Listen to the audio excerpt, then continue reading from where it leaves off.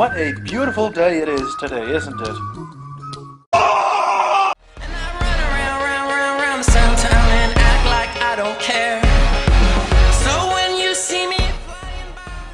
What is going on, everybody? Welcome to the Elite Suite, and today I'm bringing you a brand new YouTube video based off the FIFA 18 news. Now, as you guys saw a couple days ago or yesterday, I'm not 100% sure when I'm going to upload this video, but we did bring out the rating predictions video, and we started with Manchester United, and we'll be doing different teams throughout the summer, so you can check that out. But today's video is going to be a little bit different. We're going to be focused on the FIFA 18 Ultimate Team code. It's basically the FIFA 17 Ultimate Team code, but there are a lot of new things that have been being added throughout the last few months, and especially throughout this last week. And my Twitch subscriber and mod, BearCub12, has been looking through this religiously, and he has found some very interesting things that we could see either return to FIFA 18 or brand new to FIFA 18, or just a few different updates that we can expect for FIFA 18. So let's go ahead and hop into it.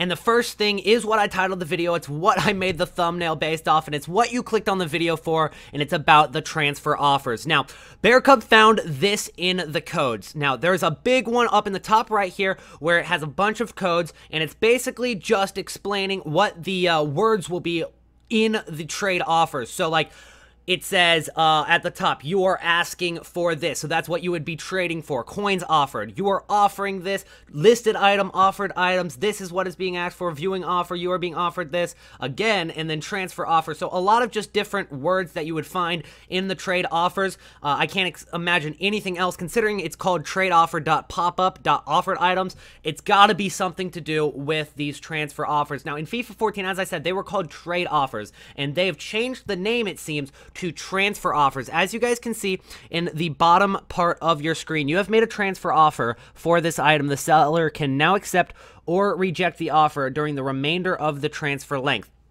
With that said, that could be quite different than what we saw in FIFA 14. Firstly, it probably would only be with untradables, because when you have these untradeable cards, it gets into the part of FIFA where you don't really want these cards anymore, and you might want to trade for a card you regret not getting, or you regret getting a card and somebody else wants it, and you can make these transfer offers. In the previous FIFA, you could only trade with friends, and I imagine it'll probably be the same thing in FIFA 18.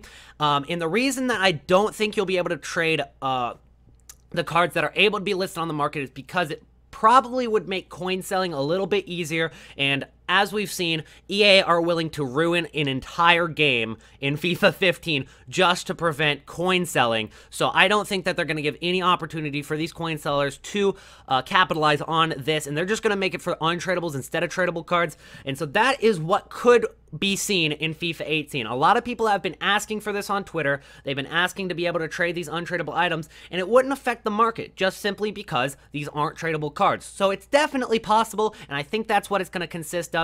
We won't see any tradable cards, but it could be a very good addition to FIFA 18. Next up, we've got something that was actually leaked a few months ago. So this has been in the database for at least a few months, since at least like March or April. And what we have is legend profiles that aren't in FIFA. Now, these could be icons for FIFA 18, but we're not 100% sure. You've got Hideyoshi Nakata, who is a Japanese midfielder. You got Lilian Thuram, who is a French right back, and then you got Dunga, who is a Brazilian attacking midfielder. And then you've got a few more with those full legend profiles that aren't on your screen, like Fernando Morientes and Diego Maradona, who is already confirmed to be an icon. So, with that being said, we've got a few more on the bottom who do have these legend profiles, but they are not as descriptive as the ones you see on the top. We've got Sanhit, Abbas, Anders, and Nabil. Now, we found that Anders could possibly be Anders Limpar, a Swedish player for Arsenal and Everton back in the 90s and 80s, but we're not 100% sure on any of them. But it's the one on the bottom where it says Johnny Utah caught the ex-president's ... So you can assume that it goes on and has a full description on this legend, but we have no clue who this legend is and why he is got a description for his legend profile.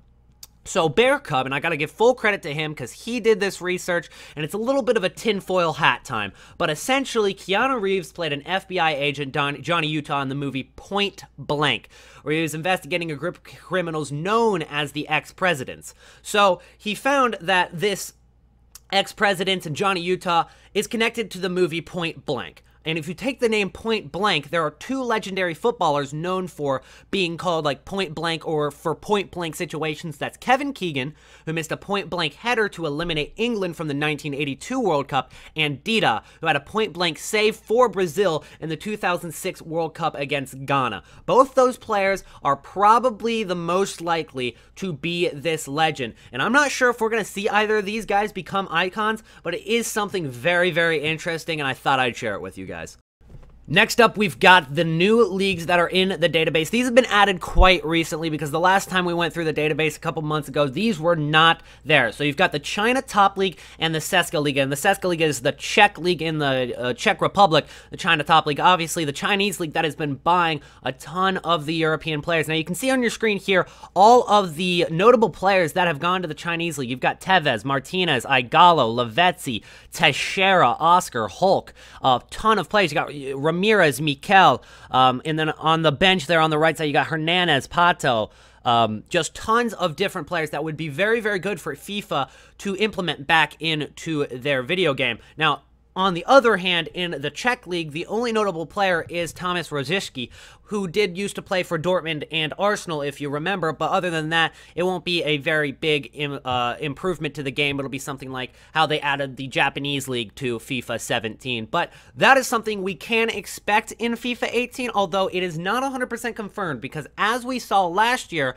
when the Brazilian League was added to FIFA 17, however, they only had the league and the team's kits and badges, but they did not have the actual players in the game this year. So we could possibly see that, but it is likely that we will see the China Top League and the Czech League in FIFA 18. One more league that is found in the database now is actually Women's National. Now, I find it very unlikely that we'll see the women players in Ultimate Team, but considering that they did add Women's National to one of the leagues that is in the Ultimate Team database, it's got me questioning, will the women's national teams or possibly clubs be a part of Ultimate Team in the future at all? And this is one step in the direction that leads me to believe that they could do something with the women's national teams, but I just don't know how they're going to integrate that in FIFA 18 if they were to do that, considering that all they have is women's national team and don't really have any leagues for the women's clubs yet. So it's very, very blurry on what this could mean for Ultimate Team, but it is definitely interesting and something I wanted to put in this video just because I want to cover everything that we found that's new in the database. For years, we have been debating and arguing about whether scripting is real, whether handicap is real, whether momentum is real, and unfortunately,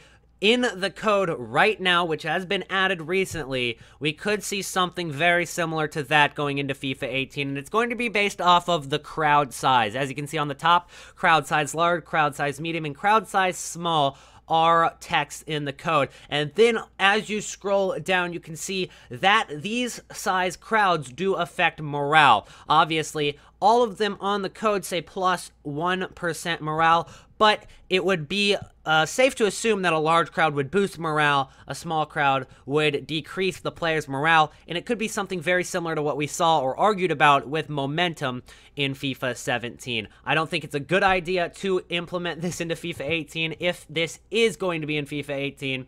Let me know your comments and your thoughts about this in the comments section below.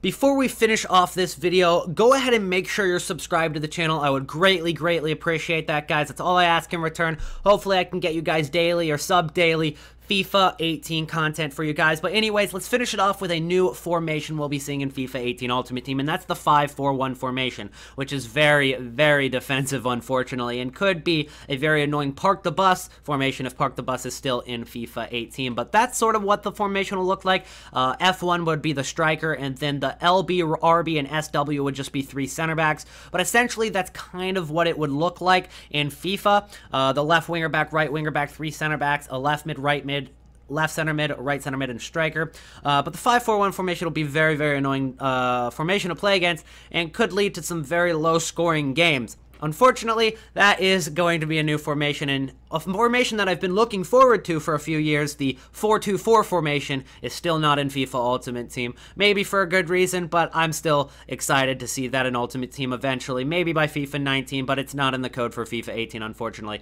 But that's going to be it for today's video. If you enjoyed, as I said, subscribe to the channel and drop a like as well. Let me know in the comment section below what your favorite new feature in this FIFA Ultimate Team code is, or just in FIFA Ultimate Team in general that's been announced at E3 or their Twitter account or whatnot. Let me know what your favorite feature is in the comment section below, and I'll see you guys in the next video. Peace out!